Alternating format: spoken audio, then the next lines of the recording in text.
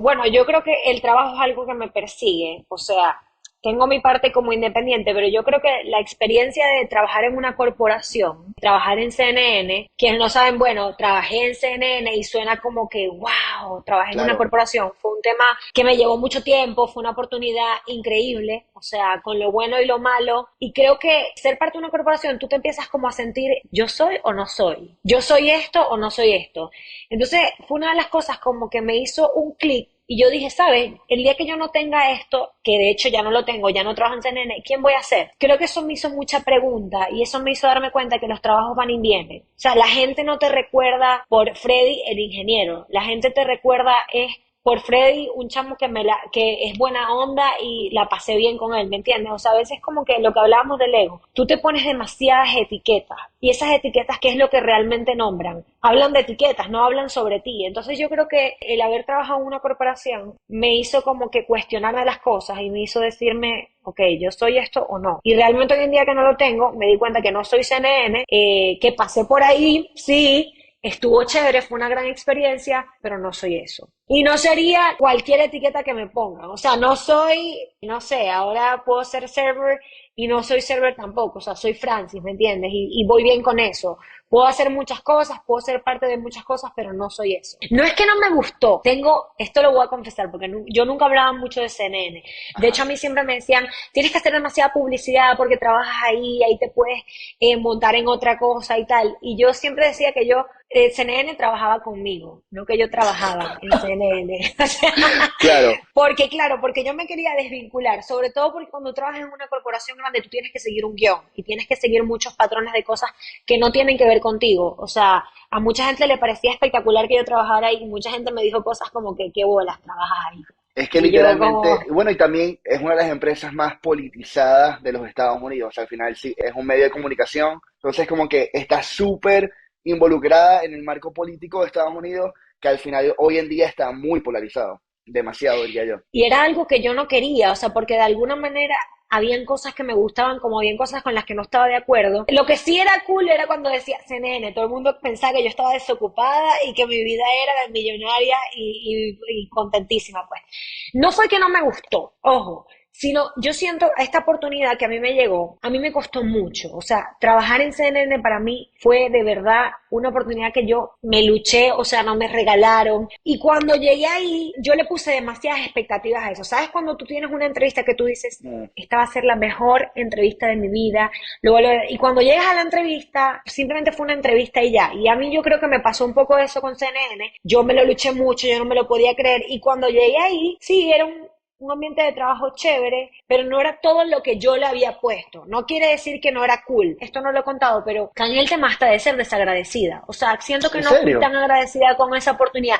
Claro, porque le puse demasiadas cosas y cuando llegué ahí y era un ambiente completamente normal, con mucha presión, por supuesto, porque tenía Claro. que sacar muchos shows al aire, yo empecé a decir como que yo merezco más. Mi sentido de entitlement, yo merezco más. Yo debería de estar en otro lugar. Yo debería de ser la productora general de esto. Y te das cuenta que no, que en verdad es una oportunidad más. Hoy en día la agradezco muchísimo, lo veo desde otra parte porque además ya no estoy ahí. Entonces, no es que quiera volver a eso, porque yo creo que las personas vamos evolucionando y yo no me puedo volver a algo que ya pasé la etapa, ya lo viví, ya tuve mi oportunidad, hice muy buenos amigos ahí, o sea, sí quiero decirlo. Fue una oportunidad que bueno, yo también entré en un momento de la empresa donde ellos habían vendido la empresa a otra empresa, Mm. entonces mi sede estaba cerrando, mi equipo estaba cerrando. Cuando yo entro al equipo, pensaban que se iban a Miami, pensaban que se quedaban en Atlanta, estaba todo muy inestable y al final se van a México. Entonces mucha de la gente con la que yo trabajé los despidieron, se quedaron sin trabajo, algunos los absorbió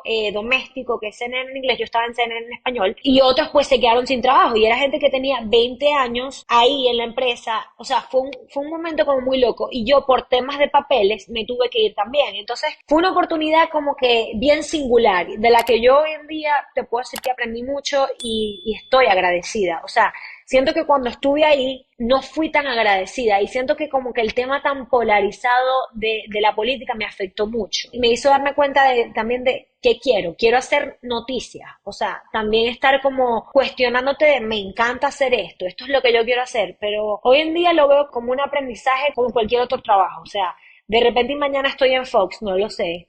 Y bueno, buenísimo. Y la gente me dirá, ¿qué bola estás en Fox? O, ¿qué bola estás Claro, en todo Fox? O no depende de sé, la depende de la perspectiva. entonación, la perspectiva. Pero yo creo que lo importante es que cualquier trabajo que tú hagas te va a dar una experiencia que al final te va a hacer crecer. Eso es lo importante. O sea, no importa qué estés haciendo, lo que estés haciendo lo haces con amor y con ganas de aprender siempre. Porque yo sí eso siempre tuve en CNN. O sea, siempre fui demasiado inquieta, siempre estuve preguntando, aprendí de otros equipos porque era muy metida. Y a veces ser metida es bueno, eso es muy bueno en los trabajos porque te permite aprender de otros departamentos, ¿no? Y era algo que yo quería. Entonces, bueno, fue una experiencia muy buena y me gusta haber tenido la oportunidad de decir que no fui tan agradecida.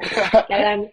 Desde que conocí el agradecimiento, mi vida es mejor, de pana. Bueno, y es que al final también habla de que cuando uno logra esas metas, ya tu cerebro está como que, ok, ¿cuál es la siguiente meta? O sea, como que de una, no, o sea, no te dejas saborear el momento, y es como que siempre estás en dum, dum, dum, en go mode. Es como que no, o sea, también lograste lo que tanto querías, y en verdad tu actitud en ese momento no fue a lo mejor viéndolo de retrospectiva, la que hubieses querido, pero ajá, al final de eso se trata. Correcto.